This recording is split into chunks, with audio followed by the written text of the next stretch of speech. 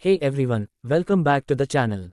Today, we are diving into a topic that's bound to surprise you, the myth that scientists are cold, unemotional, and unromantic, and how science itself, along with some incredible love stories, proves that's just not true.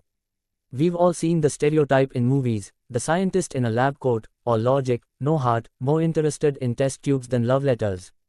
But that's a caricature, not reality. Scientists are just as human as the rest of us, swept up in the same whirlwind of passion, love, and romance. In fact, some of the greatest scientific breakthroughs came from couples who were head over heels for each other, their love fueling discoveries that changed the world. And while there are exceptions, like the legendary Nikola Tesla, who we'll get to later, most scientists are proof that you can be brilliant and besotted. So, grab a coffee, settle in for this deep dive, and let's explore the science of love, some epic scientist couples, and why this stereotype needs to go. Ready? Let's get started. First, let's talk about what love actually is, because science has a lot to say about it. Love isn't just poetry or mushy feelings, it's a biological phenomenon that lights up your brain like a fireworks show. When you fall in love, your brain releases a cocktail of chemicals, dopamine, which makes you feel euphoric and obsessed with your partner, oxytocin, the so-called cuddle hormone that bonds you, and vasopressin, which helps cement long-term commitment. Studies using fMRI scans show these chemicals activate regions like the ventral tegmental area and caudate nucleus, part of your brain's reward system.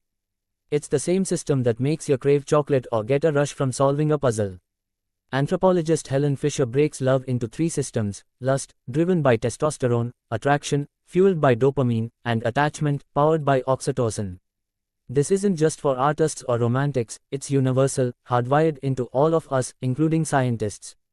In fact, a 2017 meta-analysis found that romantic love shares brain patterns with maternal bonding, proving it's a core survival mechanism, not a distraction. So, when a scientist falls in love, their brain is just as lit up as anyone else's, whether they're studying stars or cells. Now, you might be thinking, sure, scientists can fall in love, but aren't they too logical to get all gooey and romantic? No, science itself is an emotional roller coaster. Think about it, the thrill of a breakthrough, the frustration of a failed experiment, it's not cold calculation. A 2019 study on scientists' work emotions found they experience intense highs and lows, with dopamine-driven excitement over discoveries mirroring the rush of a new romance. One physicist on a Quora thread put it perfectly: finding the answer to a hard problem feels like falling in love with the universe. Scientists pour their hearts into their work, so it's no surprise they bring that same passion to their relationships. The stereotype of the emotionless scientist actually comes from a 19th century clash between Romanticism, which celebrated feelings, and the Enlightenment's focus on reason. But today, surveys of scientists show they're just as likely to seek deep connections, with dual-career couples thriving by blending lab work and love. So, let's ditch the idea that scientists are robots, because the evidence says they're anything but robots. To really drive this home, let's look at some real-life scientist couples who didn't just fall in love but changed the world together. First up, Pierre and Marie Curie, the ultimate power couple of science. They met in 1894 in Paris, when Marie, a brilliant Polish physicist, joined Pierre's lab. Sparks flew, pun intended, and within a year, Pierre proposed. Together, they discovered polonium and radium, earning the 1903 Nobel Prize in Physics. Pierre's love letters are straight out of a romance novel. He called Marie his radiant light, and said their bond was a union of spirits. Tragically, Pierre died in 1906, but Marie carried on, winning a second Nobel in 1911 for chemistry. Their love wasn't just personal, it was a partnership that revolutionized science. Marie once wrote that working with Pierre felt like dancing with the unknown. That's not cold logic, that's passion in every sense. Next, let's talk about their daughter, Irene Joliot Curie, and her husband, Frederic Joliot. Yep, the Curies were a family of romantics. Irene was a chemist working in her mother's lab when she met Frederic, a young assistant, in the 1920s. At first, Marie wasn't thrilled, worried he was after the family fame. But their chemistry, literal and figurative, won her over. They married in 1926 and went on to discover artificial radioactivity, snagging the 1935 Nobel Prize in Chemistry. Frederic called Irene his fire and muse, and they spent their evenings hiking, debating ideas, and raising two kids who also became scientists. Their partnership shows how love can amplify focus, not distract from it. Irene once said their best moments were solving problems side by side, hearts racing together. If that's not romantic, I don't know what is. Then there's Carl and Gertie Corey, another duo who prove love and science are a perfect match. They met as medical students in Prague in the 1910s, bonding over mountain climbs and a shared sense of humor. They married in 1920, despite anti-Semitism forcing them to flee to the US. There, they worked tirelessly, uncovering how the body converts glycogen into glucose, the Corey cycle, which won them the 1947 Nobel Prize in Physiology or Medicine.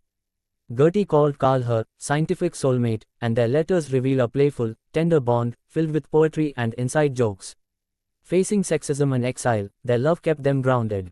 Gertie once wrote, "With Carl, every experiment was an adventure, every day a love letter." That's the kind of passion that shatters stereotypes. Another incredible pair is Jerome and Isabella Curley, who turned bickering into breakthroughs. They met in 1940 at the University of Michigan, initially clashing over lab techniques. But late-night problem-solving sessions turned into love, and they married in 1942. Together, they developed the direct method for mapping molecular structures, a game-changer for drug design, earning Jerome the 1985 Nobel Prize in Chemistry. Isabella's contributions were massive, though often underrecognized. She once said their secret was loving the puzzle and each other. They raised 3 kids while reshaping chemistry, proving you can balance romance, family, and world-class science. Scientific partnerships have long fueled breakthroughs, from 18th-century chemists Antoine and Marie-Annie Lavoisier, pioneers of modern chemistry, to Nobel-winning couples like Pierre and Marie Curie. Today, neuroscientists May Britt and Edward Moser carry this legacy forward, honored with the 2014 Nobel Prize for discovering specialized brain cells that function as the brain's internal GPS, a journey sparked by their collaboration during university and sustained through balancing research and family life. Even Albert Einstein, the poster child for genius, got in on the romance. He once quipped, "When you are courting, an hour feels like a second, that's relativity." His first marriage to physicist Mileva Marias was stormy but passionate, with letters showing they bonded over late-night physics debates. The point is, scientists aren't immune to love's pull, their brains are wired for it, and their lives prove it. But okay, let's address the elephant in the room. What about those rare scientists who seem to skip romance altogether? That brings us to Nikola Tesla, the exception that proves the rule. Tesla, the mastermind behind alternating current, is the poster child for the lone genius. He famously said, "I have never touched a woman. My inventions are my love." Tesla believed celibacy sharpened his mind, claiming romantic relationships would sap his creative energy. Was he a romantic? Maybe. Studies suggest 1 to 4% of people experience little to no romantic attraction. Or perhaps his obsessive focus on invention gave him the same dopamine rush as falling in love, as research shows intense work can mimic passion's brain patterns.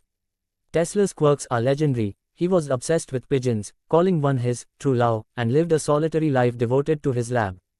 But he's not alone in this. Isaac Newton, who formulated gravity, called solitude his greatest mistress. These outliers show that emotional energy can take many forms, but they don't define scientists as a group. Here's the thing, Tesla's choice was just that, a choice, not a rule. Most scientists aren't like him. Surveys show they're as likely to form deep relationships as anyone else, with dual-career couples thriving by merging work and love. The Curies, Coreys, and Curleys didn't just fall in love, they built legacies together, their romance making their science stronger. The stereotype of the unemotional scientist ignores the data. Love's chemistry is universal, and scientists feel it as deeply as poets. If anything, understanding the neuroscience of love, those dopamine spikes and oxytocin floods, makes it even more magical for them. As one biologist put it, science teaches you to think, but love teaches you to feel. So, why does this myth persist? It might trace back to the 19th century, when Romanticism painted science as the enemy of emotion. But that's outdated. Today, scientists are out there falling in love, writing sappy letters, and proving that passion fuels discovery. Tesla's story is fascinating, but it's the exception, not the norm. The next time someone says scientists are unromantic, tell them about Marie Curie's love letters or the Corus mountain climbing dates. Love isn't a distraction for scientists, it's often the spark that lights up their best work. Alright, that's our deep dive into the romantic side of science. If you loved this, drop a like, hit that subscribe button, and let me know in the comments, what's your favorite scientist love story, or do you want to hear more about quirks like Tesla's? Maybe we'll dig into the neuroscience of breakups next, why they hurt like a failed experiment. Thanks for watching, and I'll see you in the next one.